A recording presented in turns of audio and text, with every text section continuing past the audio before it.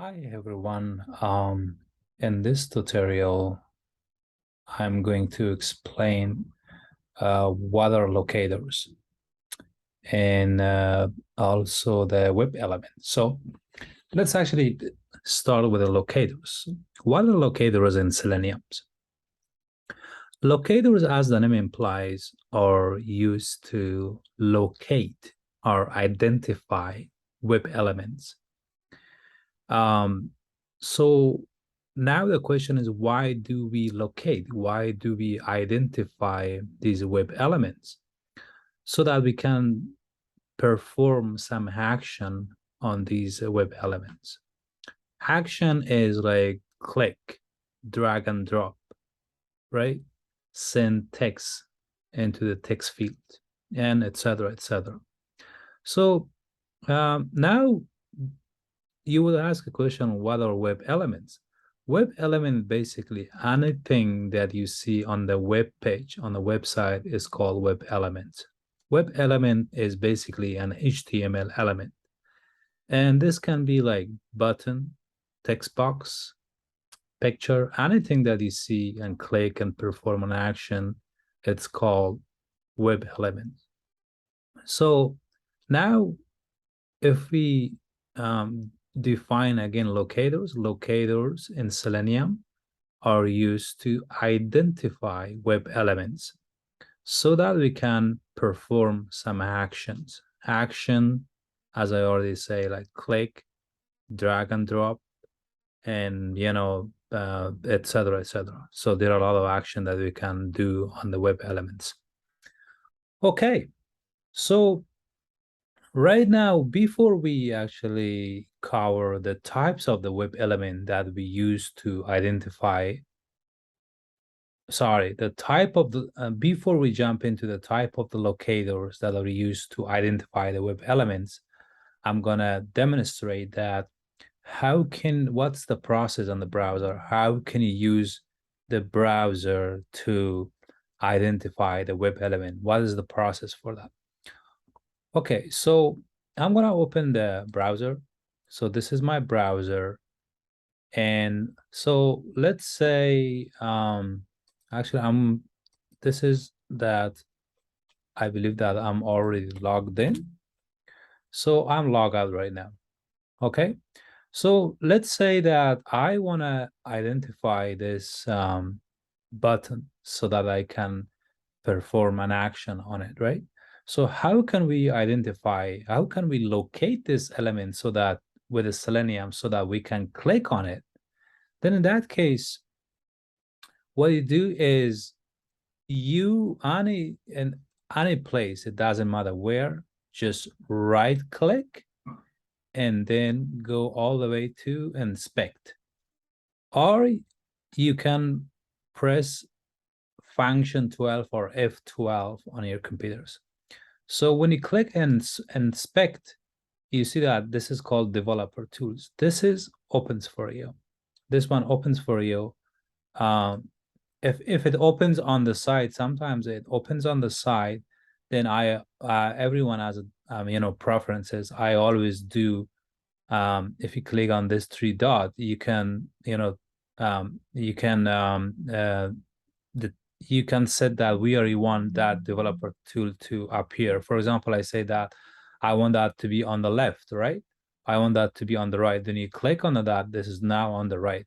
So I always prefer to be on the bottom. So I just click again, and this goes to the bottom. After you're in developer tools, and as I say, if you want to locate this element, what you do that, you see that there is a mouse, like a mouse symbol sign. So you click on that, left click, you click on the mouse, and then you can, hover over. When you hover over, then it's going to show you, like, when you click here, then let's say I click on, then left click on the login button. You see that it shows you all the, properties, regarding this login button. For example, it shows that this is the tag is input, and it shows that, the ID, attributes of the ID, the names. So in that case, you can actually, used to identify these elements. So this was the first step, that you right click and click on this mouse symbols, and then you can go over the any element that you want to identify. So what's the next step? The next step is that you press Control F or Command F if you're using Mac. So click on that. Then if you see that this one right here, this find by, and this field opens up. So right now you use this one in order to locate your identify your web elements. And now there are 8 web locators that you can use to identify this login button or any web element. So let's actually start with the first one. So this is the same process as I already show you. If you want to follow this, it's basically the same thing. So I'm just gonna skip this because this is already, I just covered this, right? So I moved to the locators. As I said, there are 8 locators in Selenium, and we are going to cover this in this tutorial. Actually, I'm going to cover 6 of these. Then for the CSS selector on XPath, there is a separate video that you can watch that, because they have a little bit more contents. It cannot be covered in the same video. All right, so the first thing here is ID, right? ID is one of the best way to locate the web elements. But also sometimes at ID, generally, conventionally, ID is supposed to be unique. But sometimes you will probably come across that some IDs are not unique because they auto-generate, and they are not unique. Then in that case, if they are not unique, then you have to use another alternative that we will study later on. Your ID cannot be used because this is duplicate.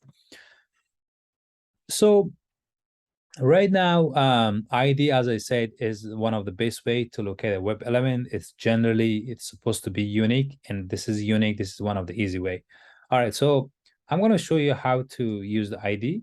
So let's say that we want to locate this field, username field, so that we can send our username, right?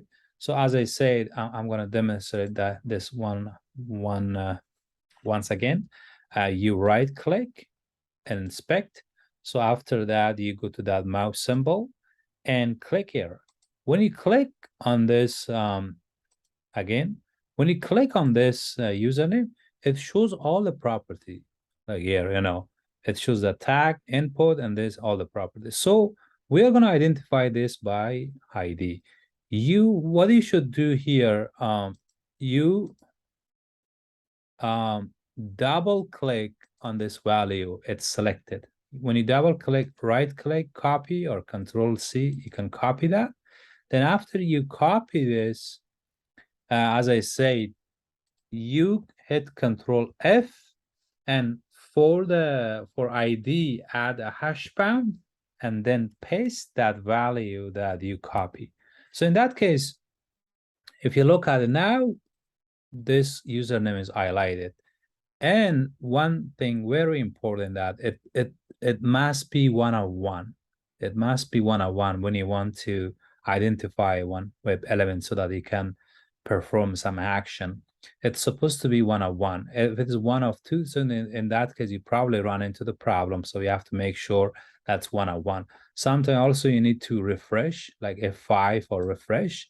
And after you refresh it, then click here and hit enter or return key on Mac. So you see that I refresh it, and still this is 101. So it's supposed to be 101. Then I copy that value, and I copy this, not the hash pound, only the value. So in that case, I go to my IDE. Now I wanna, I want to perform store that, right? I can directly perform the action, or I can store that as an element and then perform some action. So I'm going to call this username field, right? So this is username field, driver dot find by, and then if you, when I say inside the so this is a class by. When I hit dot, it shows me all the option that exists in Selenium. But first thing that we study the ID, and ID is a method, right? ID is a method. So I select ID, right? And then double quotes, and then I paste that value, all right? So I paste that value and then semicolon at the end. So now I basically, what I did, I identify this username field. Now I can perform an action on it. So when you say username dot, now you can do a lot of action on it. Like you can do, we will study all these methods later on, or action. But for now, we are gonna study this send key. So it's very easy, as the name implies. This is basically is used to send a text, right? So send the text to the username field. This website has the username, so I'm gonna copy one of this username. So username, and then I paste it. This is my, I want to send this username, right? So in that case, you paste that. And right now our code is ready, and I'm gonna add some weight because this is very fast, so that you guys can see, all right? Because automation is pretty fast. So what it does, it goes to the website, and we already identify this web element, and it sends that username to that username field. Then it waits for 1 minute, and then it closes the browser. So let's actually test that. Test it.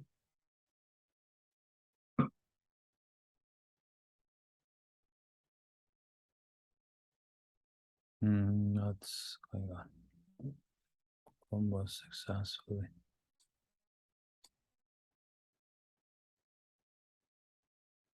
Okay, there we go. Just a little bit slow. There we go. The username was sent to the username field.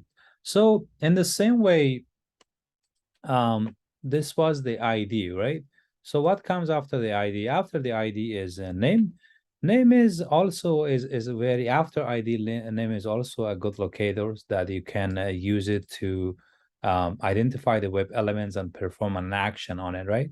This is also one of the good way. So let's say that I wanna like, locate this web element, right? So I click on this, and then I goes to password. You see that I see all the properties when I click on that. So actually, let's get rid of the last one so that you guys don't get confused. This is actually the password when I click on it. So the other the properties. You see that this is the name, right? So this is the name. I click on the attribute of the name, and then in that case, I want to locate this web element by name. So what I do here, I say that web element name and equal drive by, and we have by name. You see that? So we have a method called by name, and then double quotes and paste that password. So right now we successfully identify that, and now we want to do some action, right?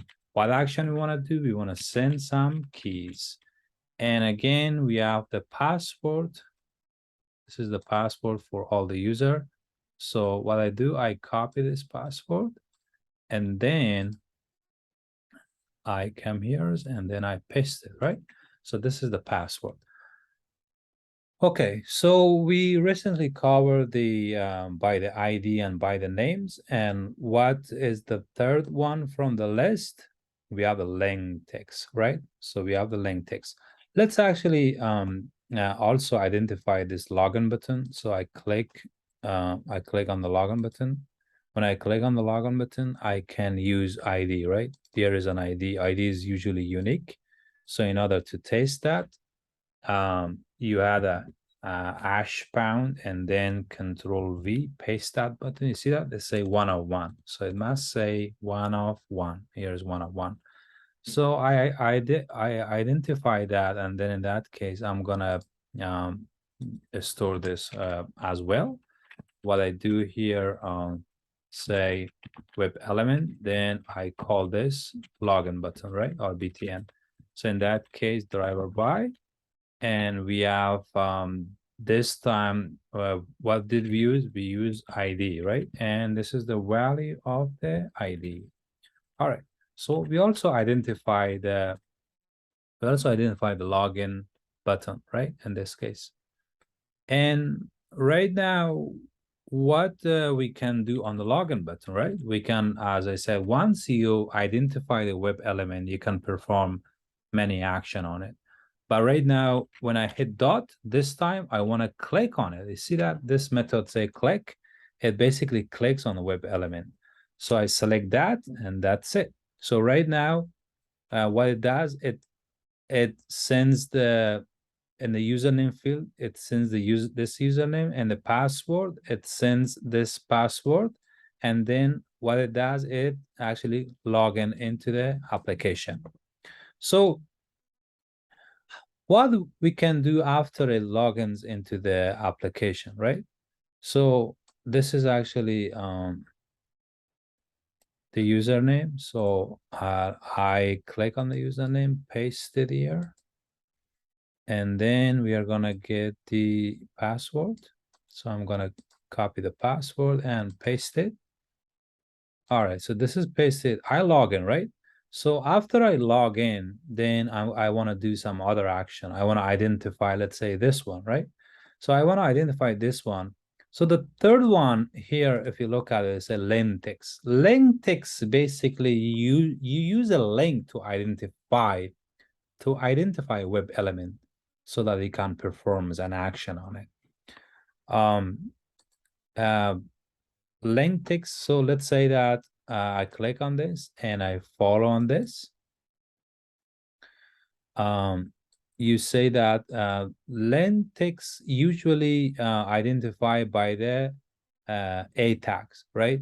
So this one shows that, you see that Source Lab Bike Light. So this one is actually under the A tag, and also it has href, meaning that this is a link. So I copy this, I copy that.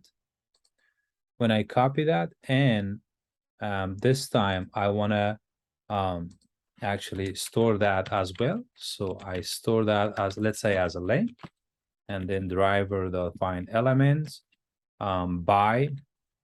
Then you see that there's an option is LinkText, meaning that it identifies a web element by the link.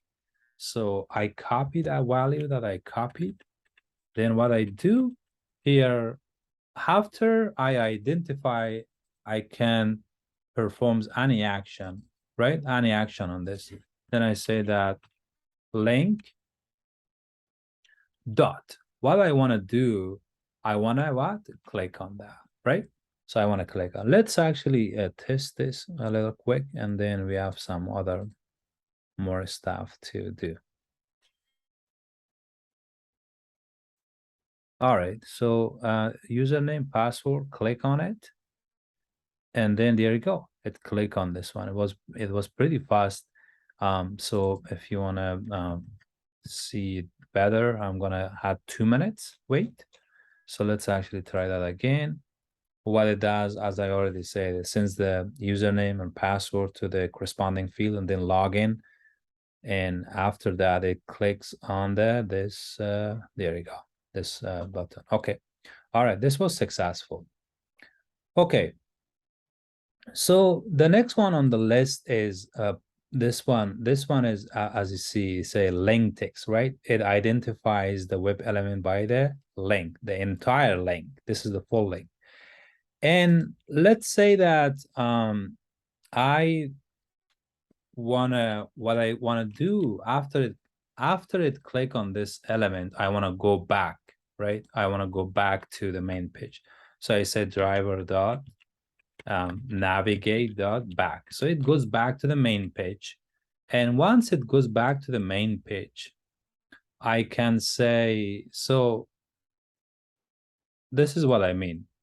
The last item is that it clicks on this one, and this one is the back button, right? It goes back, and now I want to click this again, but I don't want to put the entire name, right? I want to do the next one on the list is partial LinkText, meaning that you can give the half of the name. You don't have to give the entire name, and the Selenium still identifies that web element for you. Let me actually show you that. So this one, I say the web element, and I call this partial. Partial meaning that half of the link, like partially. So driver dot find element by, and then we have here partial LinkText. So when I say partial, I paste that. So I don't have to put the entire link. So I can say that, let's say this one, sauce lab. That's it. You don't need to. So this is the entire link, which is LinkText, partial LinkText. You don't have to put the entire link. Sometimes, for example, there are links that links are dynamic or the links are constantly changing. You can specify the static part of the link that doesn't change, so that you don't have to put the entire link, right? So now I successfully identify this by the partial link, and right now I can perform an action on it, right? What I want to do here, I want to click on this, right? I want to click on this. So let's actually try this again.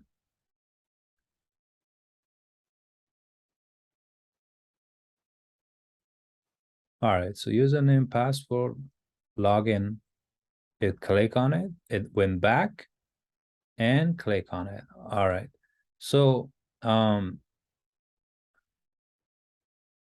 okay. All right, so this is it about the link and partial link text. And the next one on our slide is so partial link, we already covered that. Then we have the tag name, right? So tag name. You already know that what are the tag name. Tag name is like div, table, h1. Tag names are usually, when we locate the tag names, we usually locate the collection of the elements, like, a few elements instead of only one, right? So let's say that we want to identify the list of all the links on a web page, right? We want to identify the list of all the elements on the web page. Then in that case, we can use the tag. So because as I already said, tag is because tag is, so what I do actually, then again, after this one partially link, I go back to the main page because this one has a lot of link. That's why what I do here, I go back to the main page. So right now, because as I say that tag name is usually refers to the list of the web element instead of one, we have to put that in the list, right? Because list is usually used to, we can say that all links. List is usually used to store a collection of the element, not only one. So in that case, I say driver dot find elements. Just be careful that there are two methods, right? Find elements is plural for the collection of, and find element one. So I select the top one, and then by, and after by the class, then you can specify what did I say there? Tag name. So you can say tag name. So let's say that if I want to identify all the link on a web page, as I already say, the link usually identified by the link are usually identified by the A tag, right? So there are 20 link. How do you use this one? You had 2/ and then letter A. Then it shows you how many links exist on the page. So in that case, if you want to identify, all the links on a page, then in that case, we can have what? We can have a tag A, because links are identified by the tag A. So right now, actually, I identify all the links from the page. And as I said, once you identify, you can perform any action on it. So what do you want to do on this right now? So let's say that I want to use a for each loop, right? So I want to use a for each loop to, let's say that, so what I do here, I use the web element and I use, let's say each link. And after that, I can say all links, right? I can say all link. So right now, what we did here, you guys already studied the for each loop, right? So here we have our list. We specify a names, and this is the list of the link. So right now we can basically, as I said, perform any action on these elements that we located, we identified. So let's say what I want to do here, I want to say that get text. I want to get the text of every single link, right? So after I get the text, what I want to do, I also want to get each link dot get attribute, right? I want to get every single element's attribute, right? And what's the attribute? Attribute is href. So if you notice that when we say 20 link, all the link, let's say there is a link, right? So this link, all the link, you see that this link has a href, and this is the attribute of the href, right? All the link have this href attribute. So I said that I want to print the text of the element.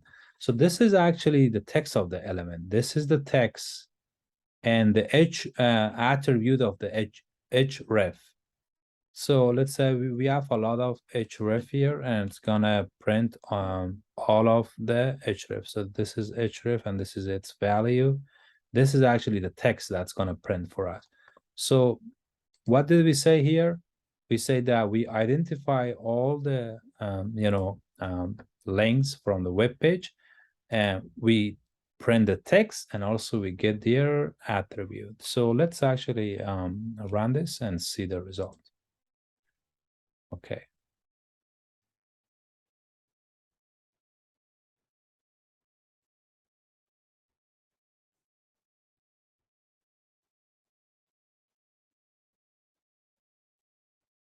All right. So let's see. So these are actually the link. These are the link that we identify, and what we did, this is actually the href attribute, right? These are the href attribute, and these are the text. These are the text, and the href attribute is not visible on the on the web page, but you see the texts are visible. This is a text, this is a text, this is a text. These are the texts. Okay. All right. So and this we cover the tag name. The last one is actually the class. So the class, we how do we identify the class? Based on the attributes of the class. Class are also usually referred to when you say whenever you have let's say you want to find the size of one list, or something like that. You can use the attribute of the class.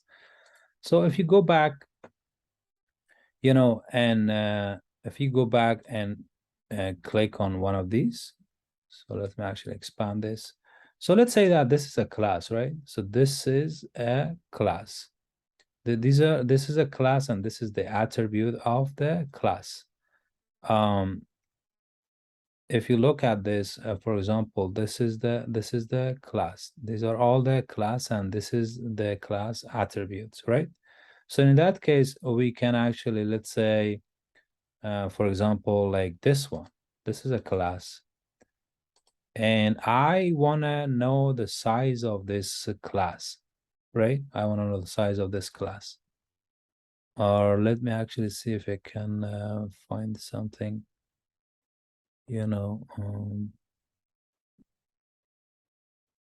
so let's say this class, right? This class, we have this class, and I want to know how many class like that exist. So in that case, you can go to your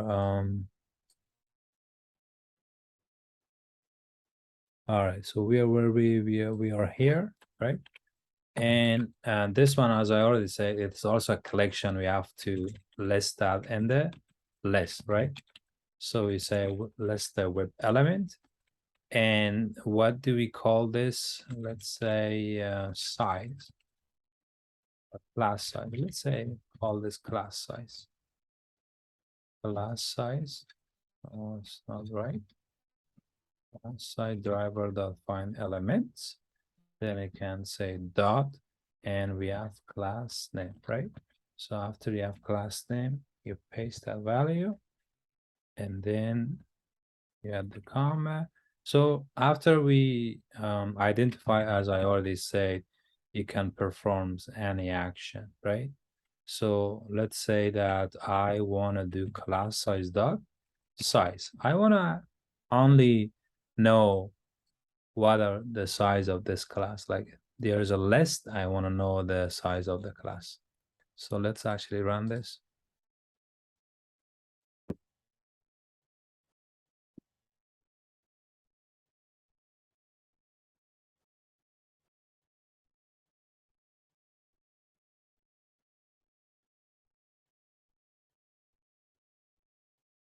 All right, so the size of that is 6, right?